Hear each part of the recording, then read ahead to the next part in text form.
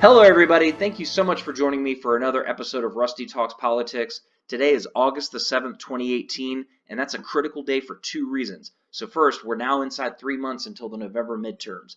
Additionally, and more importantly, we've got the Ohio 12th District special election happening as we speak. Folks in Ohio, in the central part of the state, are voting on this special election right now. Polls close in Ohio at 7:30 p.m., and I'm excited to tell you that starting at 8 p.m. tonight, I will be having live special election results on this channel. We'll be breaking things down precinct by precinct. So please make sure to like and subscribe this video and go to Rusty Talks Politics on YouTube.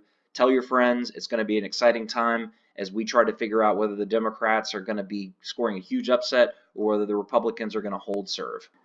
Before we get into the Ohio 12th District special election race, I am going to take a deep dive into that, by the way. I do want to look at the general race and the general state of play for whether the Democrats or Republicans are the preferred party right now for control of Congress. And as you can see on 538.com, we've got a bunch of polls that are aggregated nationally where they ask registered or likely voters which party they prefer.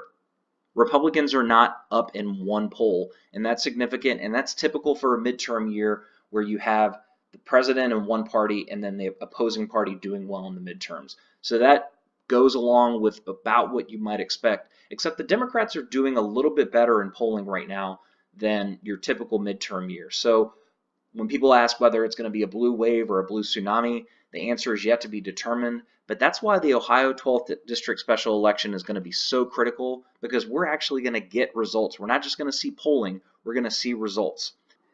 So why is this election so critical? Well, let's take a look at what the district looks like from a macro perspective. So if we look to the map on the right here, we've got the district spanning a lot of rural Ohio. So it goes all the way up to about Mansfield and then to the southeast. You can't see it on the map. We've got Zanesville, which are very huge Trump areas. Southeast Ohio is one of the biggest Trump areas in the country. It's got more in common economically and culturally with Appalachia, West Virginia, Kentucky than it does with perhaps the Midwest. But as we swing over here to the map on the left, we can see that the part of the map does encompass the suburbs of Columbus. And Columbus is critical here because it's not like the rest of the state of Ohio. It's not like a lot of the rest of the Midwest. Columbus is one of the fastest growing metropolitan areas in the country. So as we can see in this article on bizjournals.com, the region added 176,000 residents over the course of this decade. So it's more economically like the Sun Belt than it is the rest of the state, okay? And you can see that in the economic numbers, all right? You can see that there's not a very high percentage of people living in poverty, and there's a higher than average number of people living in the upper middle class. We've got, more folks in the Columbus metropolitan area living with incomes of 100 to 150,000 than we do in the United States as a whole. Now, let's put a pin in that for a second, and I want to go over to the Ohio 12th Congressional District, and I want to look at the 2016 election results from the last time there was a member running for Congress in this district. As you can see, Pat Tiberi won this district by 36% in 2016. So then the question becomes, well, why are we even looking at this race if it's so heavily Republican and the Democrat is not even competitive? Well, Ed Albertson was not a very well-known and well-funded candidate, so he didn't run a more high-profile campaign. The best window as to what the congressional district looks like is to look at the results of the presidential election within the congressional district. So, as you can see, Trump won the district by about 40,000 votes, or 10%. And then you still might say to yourself, well, if Trump won it by 10%, it's still not that competitive. Why are we talking about this?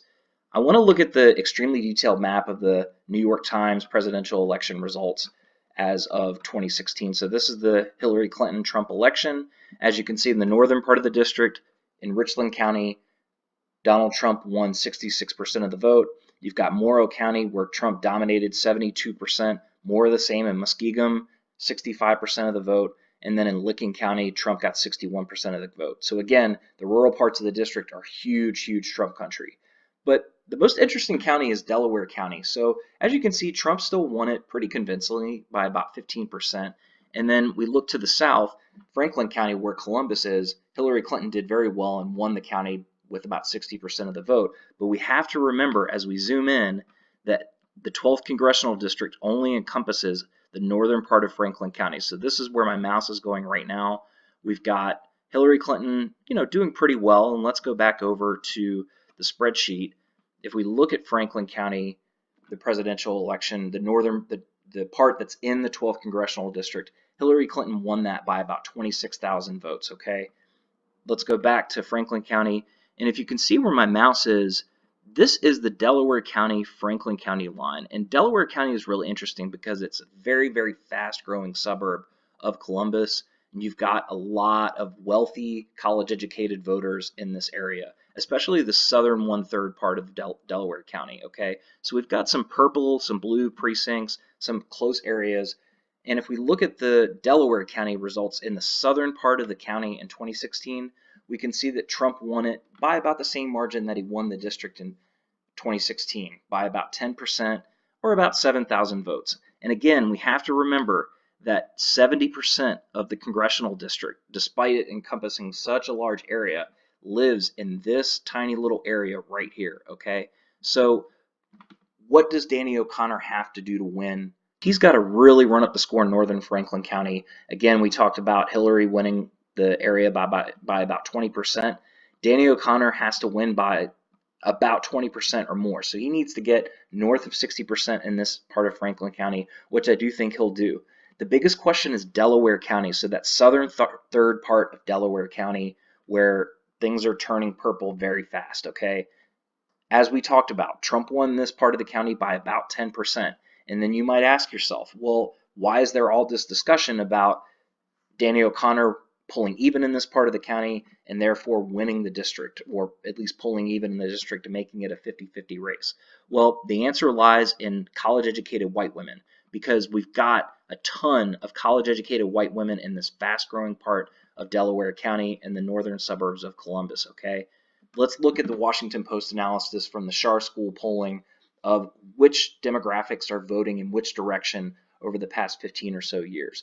So we can see that since 2002 to about 2014, college-educated white women voted about evenly for Republicans and Democrats. But then in 2016, they started to break slightly for Democratic voters, or for Democratic candidates. And then after 2016, we look at their preferences. The Democrats are doing extremely well among white women with college degree, to the point where it's one of the biggest reshaping of American politics in the history of our country. So now in 2018, college-educated white women prefer the Democratic Party by 46%. That is an absolutely massive number, and it's a lot bigger than even it was in 2016. So because there are so many college-educated white women in this area, this is why I think that there's a good chance that Danny O'Connor can pull even in southern Delaware County, which he absolutely has to do.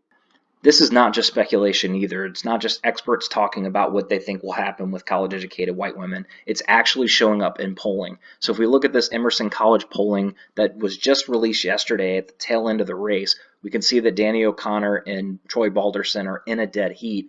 And if we look at as to why, we look at the difference. Delaware County are split 46 to 45 in this poll, and that is a big indicator that college-educated white women are breaking for Danny O'Connor in a big way, despite it being a historically red district. If I have to make a prediction for tonight, my guess is that the Republican Troy Balderson has about a 55% chance of winning, and that's because we have to remember that in spite of the fact that the Democrats are really surging in this race, the district is still fundamentally Republican. We have to remember that, the rural parts of the district are still hugely Trump country, and the results from those areas may give enough to put Troy Balderson over the top.